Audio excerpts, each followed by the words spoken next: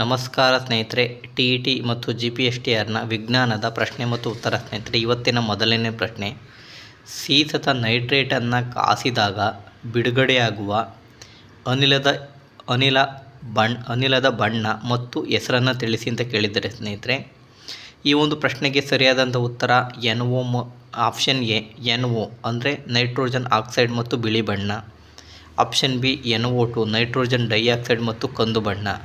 Option C oxygen ಮತ್ತು ಕೆಂಪು ಬಣ್ಣ.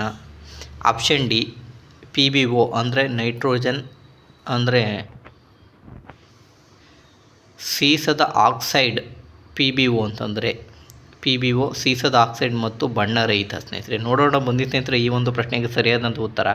ಈ ಒಂದು ಪ್ರಶ್ನೆಯನ್ನು 10ನೇ ತರಗತಿಯ ನಾನು ರಾಸಾಯನಿಕ ಕ್ರಿಯೆಗಳು ಮತ್ತು ಸಮೀಕರಣಗಳು ಎಂಬ ಪಾಠದಿಂದ ಆಯ್ಕೆ ಮಾಡಿಕೊಂಡಿದ್ದೇನೆ ಸ್ನೇಹಿತರೆ. ನೋಡ್ಕೊಳ್ಳಿ ಸ್ನೇಹಿತರೆ, ಸೀಸದ ನೈಟ್ರೇಟನ್ನು ಕಾಸುವುದು ಇಲ್ಲಿ ಕೊಟ್ಟಿದ್ದಾರೆ NCERT ಬುಕ್ಕಲ್ಲಿ ಸ್ನೇಹಿತರೆ.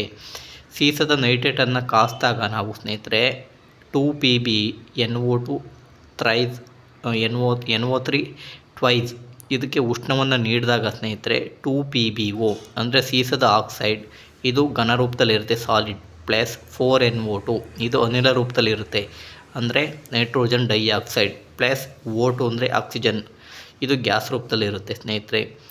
ಇಲ್ಲಿ ನೈಟ್ರೋಜನ್ ಡೈಆಕ್ಸೈಡ್ ಕಂದು ಬಣ್ಣದ ಧೂಮ ಉಂಟಾಗುತ್ತದೆ, ಬಿಡುಗಡೆಯಾಗುತ್ತದೆ ಸ್ನೇಹಿತರೆ.